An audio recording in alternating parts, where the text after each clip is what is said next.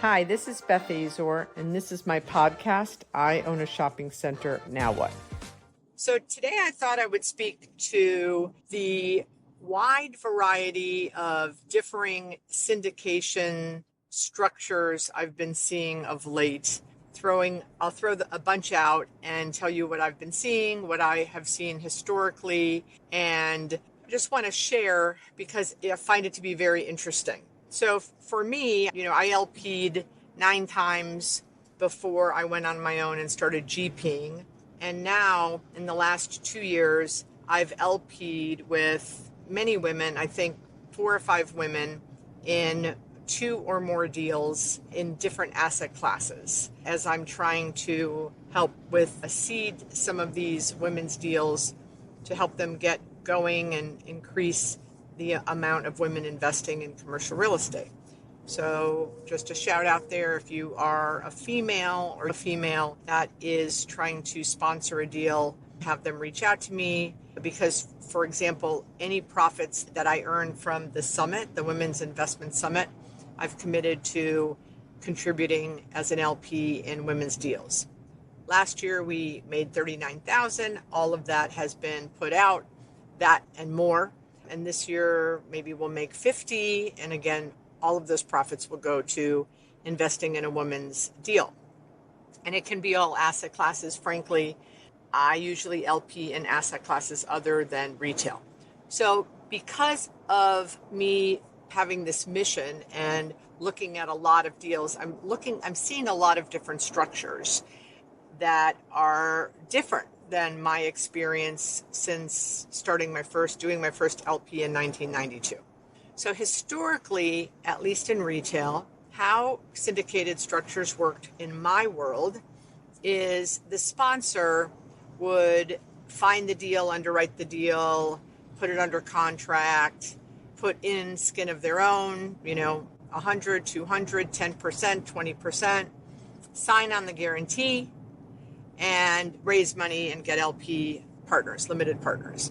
And typically there would be 2 parts of the structure. One is a preferred return. Basically, they're giving the LPs interest on their money while they're using it. So the preferred return can vary depending really on what can the LP get as interest in the bank, right? So 10 years ago, if I wanted to talk to an LP to invest in one of my deals, they might be getting 0.5, not even 1% in their savings or their cash that they would put into the bank. So I could do a 5% preferred return. I've never done anything lower than 5, but I have done some 5% preferred returns. Today, we're in 2025. There are some places where, in the last 6 months to 12 months, you could find institutions paying 4.5% or 5%. So as a sponsor, you needed to offer significantly more than 5% as a preferred return because of the risk associated with an investment deal.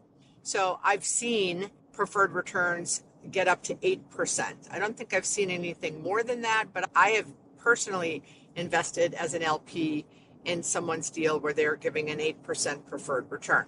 The second part, so the preferred returns can vary. Like I said, I have done 5 and 6%. Those are the 2 that I've done, but I have also received 8% on a preferred return. The other part of the structure is the promote. So what is the promote? The promote is what is the bonus the sponsor gets after they execute the plan.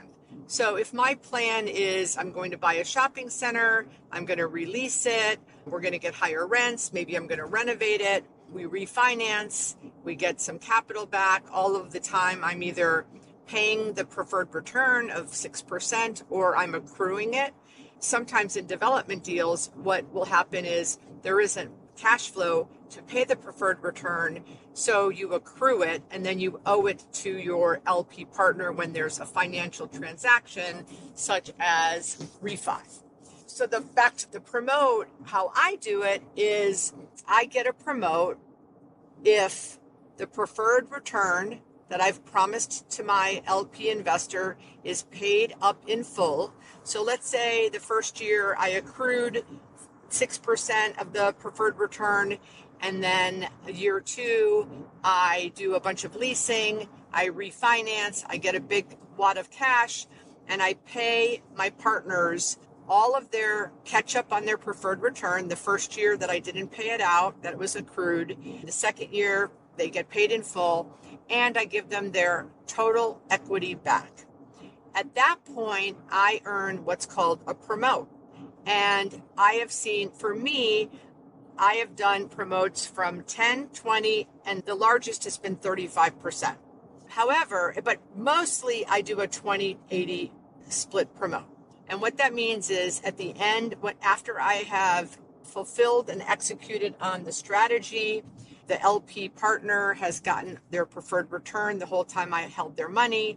Then they got their original equity they invested back. Then from that point forward, on all of the profits coming out of the deal, I get a 20% bonus or VIG or promote. So if there's 500,000 of extra cash flow on the deal, you've already gotten all of your money back and you've gotten the preferred return while I held your money.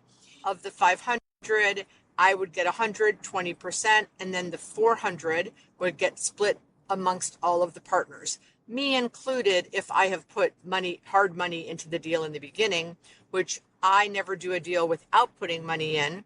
I think that's super important that the sponsor should always put money in. Personally, I would never invest as an LP with anyone that did not put their own money in the deal. I don't like that. I see that as a red flag, and that makes me uncomfortable. But I know a lot of people that do that, so it's a personal preference. Now, I have seen of late, because deals are super hard to come by, I have seen that promotes have gotten all the way up to 50-50, which I think is very high. And again, personally, I have not invested in a deal where the promote is 50-50, meaning, again, if there's 500,000 of profit, the sponsor gets a $250,000 bonus, and then the remaining 250 gets split amongst the LP partners. So for me, I just think that's a little high and not something that I'm interested in doing. I prefer more of the 80-20 split. So I've also seen lately where sponsors are not doing preferred returns, which I find very interesting, and not doing promotes, where they're basically just, hey, I'll put money in, you put money in, and it's more like a JV. And whatever it is, we will all split the proceeds and the cash flow. I don't know why sponsors are doing that. They don't get a bonus. There's so much work that goes into finding deals, underwriting deals. A sponsor could look at 100 deals before they bring one out to the world to raise money. So for me, I think a promote, I'm used to paying a promote as an LP, and I would require a promote if I was a sponsor. The other piece of the structure, which I've seen change since I first started investing way back in 1992, is the fee structures. And I think I've spoken about this on the podcast before. I am not fee heavy, but I also don't have a team. Josie and I do pretty much everything. So I understand that if there's companies that have a project development person and underwriting analysts, and they have a big team and they're looking at 50 deals a week. I don't look at 50 deals a week. I look at 5 deals a month. So I don't have to employ a team, but a lot of the teams, the companies who have teams, they definitely charge higher fees because that is the business plan, to get higher fees in a deal. Now, what am I talking about? I'm talking about an acquisition fee, a disposition fee, an asset management fee, property management fee, leasing fee, guarantee fee. I actually just did an LP deal with a group of women, and in the deal, the sponsor had a guarantee fee. I normally really bristle at that, but in this case, the loan was only, I think, $1 million, and the fee was 1%, so I think it was $10,000. So it was no big deal, and I agreed to go forward with the deal, even though a guarantee fee, that's kind of icky for me. But again, all of these things are personal preferences. How much money you have to invest, where else you're investing. There's so many variables that go into this. But as more deals are now coming out, I'm seeing way more deals than I was a year ago. That's very exciting, but it also gives you a lot of different things to look at and things that you should pay attention to if A, you are investing as an LP, or B, you are a sponsor, a GP, and trying to raise money and thinking about your LPs and what they're looking for and what they want. I did something creative when I bought the 2-story office building that I ended up building the Starbucks strip center in the parking lot, and then 5 years later came back and did the Wawa on the corner. Wasn't going to need all the money up front. What I did is I said, look, I need to raise $2 million. $2 million now and $2 million in 2 years. I felt when I would get the approvals and the permitting, etc. So whatever you commit to now, LP partner, I need you to double that in 2 years. So for example, I would have someone say, I'm going to give you $100,000. I say, great, I'm going to need the second 100 in 2 years. That way, I was not accruing a preferred return for 2 years when I knew I was not earning the money to be able to pay that, which would have put me in a big deficit. I needed to raise it when I needed to raise it, which was 2 years later. Someone asked me recently, well, did everyone that agreed to give you the money, did they pay up or did anyone back out? And in my situation, everyone paid the second tranche of their commitment, which certainly there's a risk that someone wouldn't have paid it, but that didn't happen in my case. So that was something creative that I did to help me not have to pay such a large preferred return, help my LPs spread out their investment of their capital. And I didn't need the money. Certainly didn't need it sitting there in an account, having to pay preferred returns on that and me not needing it for the development. So this is very complicated. I threw out a lot of numbers out there. I hope this was helpful and added value to you. I just have found that it's very interesting lately how creative people are being and doing. And as to the fees, I think you guys know with me, I don't charge an acquisition fee. I don't charge a disposition fee. However, I do hire a broker. I don't sell the deals. Like when I sold the Wawa, I hired a broker to sell the Wawa. So there is a fee that goes to a broker. I just don't take a piece of it off the top. And I charge a property management fee if there's property management involved, and I certainly charge a leasing fee, but I don't charge an accounting fee. I don't charge an asset management fee. I don't charge a guarantee fee.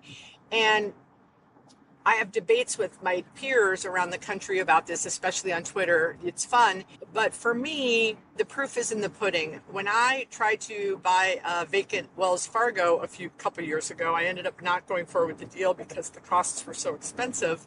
But I was able to raise $2.5 million in 4 days. And I believe that is because, and it was an 80-20 split, and it was 6% preferred return, not payable year one, not payable and not accruing year one, because it was a development deal. It was an empty Wells Fargo. We were going to split it and do 2 food and beverages. So 2.5 million in 4 days. And I believe there's a lot of things that go into that. Obviously, I've had some success. I have a good reputation with my investors, but I also don't fee them to death. And I feel like if they win, I win. And that's why the winning bonus is at the end when we've all made a lot of money. I know that my friends who charge the 50-50, the 50% promote, they've had a lot of success returning 20 to 25% to their partners. And my friend has said, look, if I can pay someone 25%, like an ROI on the deal, like if someone gives them $100,000 and they return the $100,000 and 25%, then they don't care if my promote's 50-50. And absolutely, again, and this particular person that I'm speaking about oversubscribes on all of their deals that they bring to partners. So it works for him. It works for him and it works for his partners, and that's good. The last thing that I want to say is I also have invested in debt funds where someone is looking for debt, which has been very hard out in the world today, very expensive. and where someone will bring out a deal and say, I need to raise X amount. I'm going to give you 10, 12, 15% on an annual basis for 2 years, guaranteed, and then you get your original principal back. And I have done that once. I'm about to do it a second time. So all of this, so in this case, this person is not syndicating it with equity, he's raising it with a debt fund. And for me, 12% is a good number, and I've done it once with this person, and now I'm going to do it a second time. So as you can see, lots of opportunities out there. I hope this has helped you as you have A, looked at deals, and B, figured out how you are going to structure your syndications going forward. And if you like this podcast, please share it and subscribe, all those good things, and have a great rest of your week. See you next week. Hey, listeners of I Own a Shopping Center, Now What? We have done some research and we have found out that 92% of the listeners are men in the ages of 50 to 70. So what I wanted to do is shout out to all of you. Thank you for listening. But I wanted to shout out to all of you. If you have a wife or a sister or a daughter, I have a conference every year in March called the Women's Real Estate Investment Summit. There are 250 women that attend, and probably 75% of them are investors in all kinds of different asset classes. We've had women that are fix and flippers, women that have invested in storage, hospitality, student housing, of course, retail, and you name it, senior living, multiple different asset classes, car wash funds. And the women in the room, what I do is I interview women that are investors, and then those women go into breakout rooms and do like a deep dive on how they underwrite their deals, multifamily, etc.